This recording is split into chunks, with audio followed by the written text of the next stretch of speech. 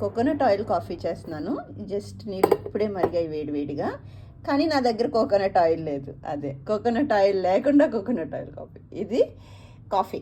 ఇది coconut, dry coconut, Kuridi coconut, VRK మెథడ్లో కురిడి అనమాట. దాన్ని ముక్కలు చేసి మిక్సీలో వేసి డ్రై కోకోనట్ని పొడిలా చేసాం. ఇది వేడి నీళ్ళలో వేస్తున్నాను. ఓకే, ఇది 40 గ్రామ్స్. సో ఇది కొంచెం కాఫీ పౌడర్ వేస్తున్నాను ఇందులో. ఓకే, ఇలా ఉంది. ఇప్పుడు దీన్ని హ్యాండ్ బ్లెండర్ పెట్టి బ్లెండ్ చేసేద్దామని idea.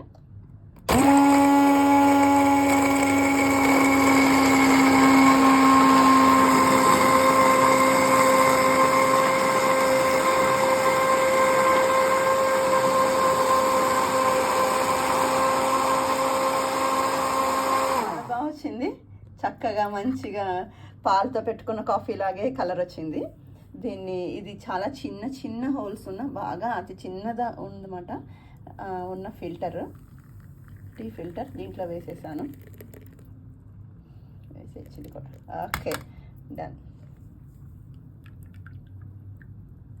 You can see coffee colour చూసారా, పాలు పోసినట్టే వచ్చింది కదా. ఫస్ట్ చేసినప్పుడు నల్లగా ఉంటుంది కదా డికాషన్, ఎంత చక్కగా వచ్చింది.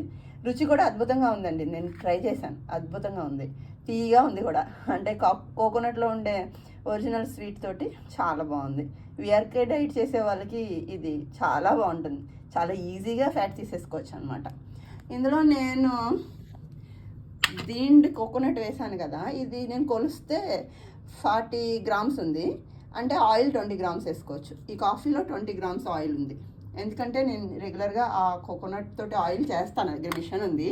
ఆయిల్ చేసినప్పుడు కరెక్ట్గా కోకోనట్ వెయిట్లో సగం నాకు ఆయిల్ వస్తుంది. నైస్గా Bru instant coconut oil coffee ready అయిపోయింది.